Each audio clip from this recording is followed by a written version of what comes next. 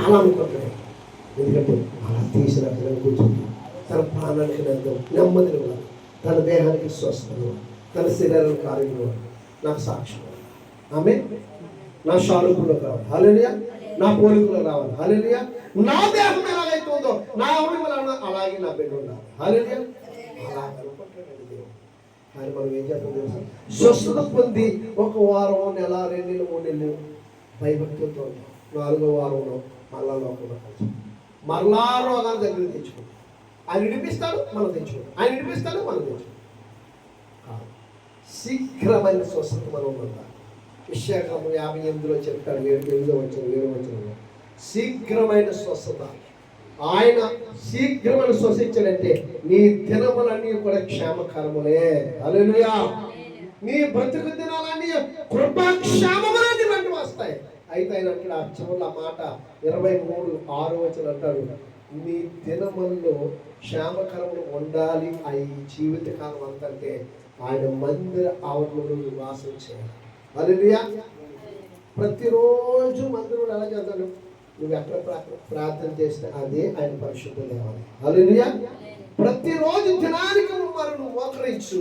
ఆదివారం, శుక్రవారం దేవుని సన్నిధిలో వచ్చి నీ బాధని వారం అంతా నువ్వే పడ్డావు అవన్నీ ఎత్తిపెట్టు, నీ అవసరాలు ఏంటో ఎత్తిపెట్టు, దేవుని సన్నిధిలో అడుగు.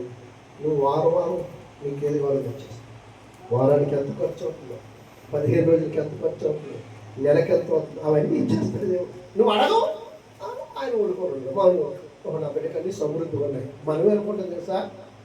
నేను ముగించేస్తాను. మనం ఏమనుకుంటాం తెలుసా? రక్త కష్టార్జితం ఈరోజు 10,000 రూపాయలు వచ్చేసాయి. 15 రోజుల వరకు పర్వాలేదు.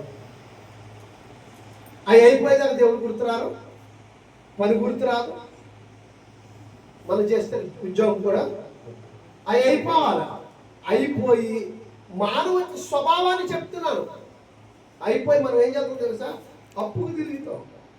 మీ అన్నయ్య గారు డ్యూటీకి వెళ్ళినప్పుడు 4 రోజులు ఇచ్చేస్తాం. డ్యూటీకి వెళ్ళి వచ్చినప్పుడు అంటావు, ఈ 10,000 అయిపోతాయి.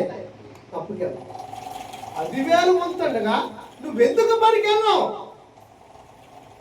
నువ్వు ఆరోగ్యంగా ఉంటుండగా నువ్వెందుకు దేవుని మందిరానికి వెళ్ళావు? ఆరోగ్యం క్షీణించిపోయే వరకు నువ్వు దేవుని సన్నిధికి ఎందుకు రావట్లే? అది రాకముందే కదా దేవుని సన్నిధిని వెతకాలి.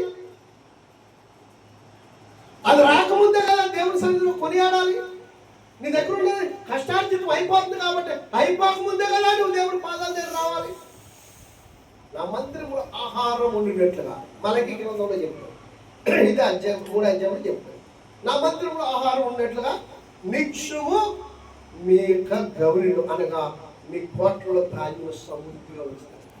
మీ ఇంట్లో సమృద్ధిగా ద్రావకం ఉంచుతాడు. మీ ఇళ్లలో సమృద్ధి ఆహారాన్ని పొంగరిస్తాడు. మనం ఏం చేస్తాం? తెచ్చిన బియ్యం కట్ అయ్యే వరకు కాదు దేవుని స్తోత్రం. ఏమో కంతేనా కదులుతాం. అవి అయిపోవాలి. మన కళ్ళ ముందు అసలు కనపడకూడదు. దేవుని స్తోత్రం. అందుకే దేవదాసయ్య గారు చక్కని మాటలు చెప్తున్నారు. ధనమాట వస్తుండాలి. అలా పాత నిలిపోయి కొత్త రావాలి. ఉన్న ధనం అయిపోవాలి. ధనం దేవుని స్తోత్రం.